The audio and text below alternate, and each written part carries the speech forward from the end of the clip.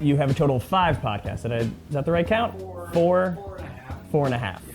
Yeah. So as a man with 4.5 podcasts, give me kind of a rundown of how you managed to juggle that many. That's a good question because I guess I've been doing this for close to 11 years now, and I think for a long time it was just one.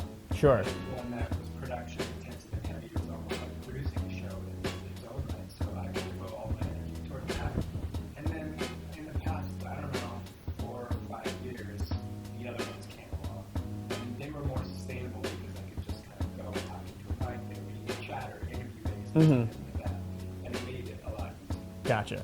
So how'd you get your start? What made you dive into podcasts? You said 11 years ago, right? Yeah, about 11 years ago, my buddy Jeremy and I loved doing comedy, and we had been doing some video stuff together. It was just so production intensive, the visual aspect of it, that I thought, if we just do this as audio comedy with characters and stuff, the audience can imagine how it looks, and we don't even have to spend the time or any time on that. It's a wonderful thing. Yeah, and then, ironically, I ended up putting so much production into the audio of it, which I really enjoyed, but it did itself become a labor of love after a while, and then that's why I went on to later on podcasts that are kind of a little bit easier. Although I always tend to make things more difficult, so there's something like that is there too. Yeah. I do a heavy amount of production on that, and preparation and research and stuff, so that one's got some work involved as well, but I still love it. Gotcha. So I'm trying to think, 11 years ago, podcasts weren't, I mean, they certainly weren't as popular as they are now, but how unpopular, I don't want to say unpopular, but like, As unpopular as it could be. yeah, I didn't even think they were kind of alive back then. I just remember if we ever had any listeners, and they were very few, it was because we said, hey, check out our show. And they went, great, where is it? And we went, it's a podcast. And they went, great, what's a podcast? Yeah. And so we had to not only like kind of ask people to listen, but ask people to understand and find a podcast. So it was like a 2-step process. Oh man, so explain the medium and be like, now listen to it. And that still goes on when you like try to explain it to your parents or something. Oh, 100%. My parents have no idea what a podcast is. And My they mom don't. do now, because they still don't listen, which I don't blame them for. I'm Sure. not bitter, but it is funny that they're very interested in the work and where it goes, but they still can't understand how to get there. Sure, they give you the thumbs up and the good job, and they get the vague understanding of the feat that it is. Yeah. But then they're like, Given them the tools to do it, like an Apple TV or Yeah. iPhone or something. Here, just do this. at times, do you prefer that your parents aren't listening to it? Okay, that's. Yeah, I'm very happy my parents don't have any social media understanding at all. It works out in my favor. So before podcasting, you were a pretty heavy contributor to Channel 101, right? That's right. You mind explaining to the folks at home what that is? Sure. It was a monthly celebration where all these like comedy filmmakers would come together and present what we call a pilot for the internet. So it was like a 5-minute version of a show, and there was a panel, and I think five of those got chosen to be in the show that month. Then the audience would watch it and vote whether or not those 5 would continue on with the episode order for the next month. So every month, if you got something in, it was completely or continually being voted in and out.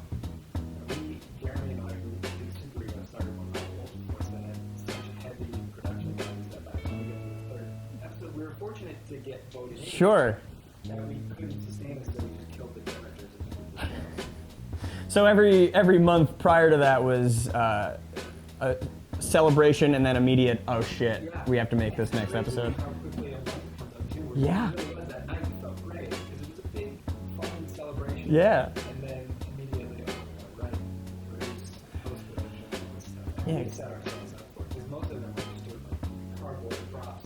Yeah. We were going for the full. Lasers and yeah. Yep. Matt, as a guy who does podcasts but also acts and performs comedy, what's more enjoyable? What's harder? Is there really a way to compare the two, or is it just two different animals? Question. I think I actually enjoy podcasting more because, especially with Super Ego, it becomes a performance outlet. It's one thing when I'm just myself in a chat or an interview. Performer necessarily. That's fun still to have a conversation, but with Super Ego, you can perform an improv and characters, and that was the type of acting that I always wanted to do. In fact, I set out to do, and didn't really do anything with. Then I started doing Super Ego, and then all of the acting work I've done since, for the most part, come from the exposure of Super Ego. Oh, that's great. Yeah. I kind of fed back by myself, which was unfortunate. Okay, so it's kind of a little ongoing, All right. This. It's, Yeah. Yeah, of course. Matt, you were on Drunk History, a great Comedy Central show. You got very drunk and told some history. How drunk did you actually get? Was that pure drunkenness, or was there a little bit of showboating within the drunkenness? Less performing than I had to tell a story, but people ask me this question all the time. Sure. I'm 100% drunk at the scene. Well, I throw up on camera. So Yeah. that wasn't fake. My poor girlfriend at the time, I was like, I don't have to deal with cleaning some of that up. And I was really drunk. Hungover and blitzed the next day. All right. I had to fly to San Francisco at 6 a.m. the next morning, which was miserable. So the second time I did Drunk History, I stepped the thinking back a little and made sure I stayed off. The first time was rough. There were things I saw on there that I didn't remember.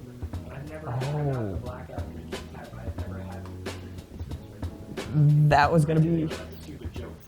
sure. I didn't go, understand. That was gonna be my question. I was wondering if the blackout occurred. Well, you know what? I don't remember. Maybe I did. Was there a point where you're like, oh man, I'm funny when I don't remember what the hell I'm doing? I don't remember. Okay, good. Did you go back and watch that episode again, or you're like, that's good. I don't need to see myself that. Yeah, I saw it when it came out. Yeah, I've seen enough of it. Okay, I get that. Yeah. Did you get to the whole thing, or? Yeah. Good. I'm just typically a smiley, sleepy film. Sure. So I'm glad I didn't, there are members of my family that probably when they get drunk will get really shocking, racist stuff. Me too. Not me being the one shocking and racist, but I probably have family who would do that. I'm not talking about my No. I'm talking about my immediate family. No, I'm not. Am I? I don't know. We're gonna keep that ambiguous.